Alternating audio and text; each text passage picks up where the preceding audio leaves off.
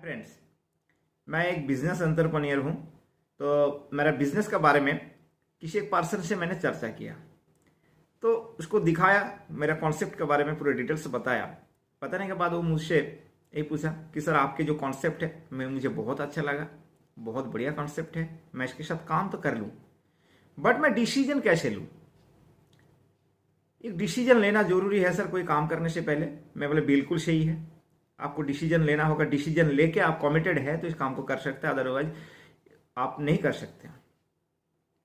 तो बोले सर मैं तो डिसीजन कैसे लूं। तो डिसीजन देखिए, डिसीजन कोई भी काम में, कुछ भी काम आप कर रहे हैं, उस काम को शुरू करने से पहले एक डिसीजन होना बहुत ही जरूरी है और राइट डिसीजन होना जरूरी है। अगर वो डिसीजन आपका सही ना हो तो फिर आप उस काम में आपकी सक्सेस नहीं मिल सकता है। तो डिसीजन लेने के लिए आपको जो भी मतलब काम के बारे में जानकारी मिलता है, तो जो काम के बारे में आपको जानकारी दिया है वो कोशिश करता है अपनी तरफ से 100% जानकारी देने के लिए। आप उस टाइम तो समझ जाते हैं, 60% 70% समझ जाते हैं, बट वही काम को आप जब दूसरे का साथ शेयर करते हैं तो आप ज्यादा से ज्यादा 20 से 30% ही शेयर कर पाते हैं और उनसे मांगते हैं डिसीजन, क्या मैं इस काम को करूं या ना करूं। आपने 100% सुन के आया और आपने उसके साथ 20 से 30% शेयर किया, तो क्या वो आपको राइट डिसीजन दे पाएंगे। उस काम में करना क्या है, कैसे क्या है, आपने मोटे तौर पर उसको बता दिया, तो वो आपको कभी डिसीजन नहीं दे पाएंगे।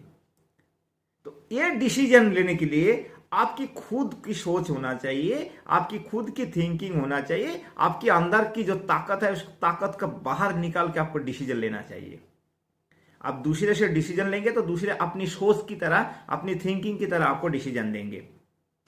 हमारा ये बहाना है ना, पापा मना कर रहे हैं, मम्मी मना कर रहे हैं, हस्बैंड मना कर रहे हैं, वाइफ मना कर रहे हैं, बच्चे मना कर रहे हैं, ये एक बहाना है आपकी किसी भी काम को करने से दूर हटाने का बहाना है। आप वही हार जाते हैं, डिसीजन नहीं ले पाते हैं।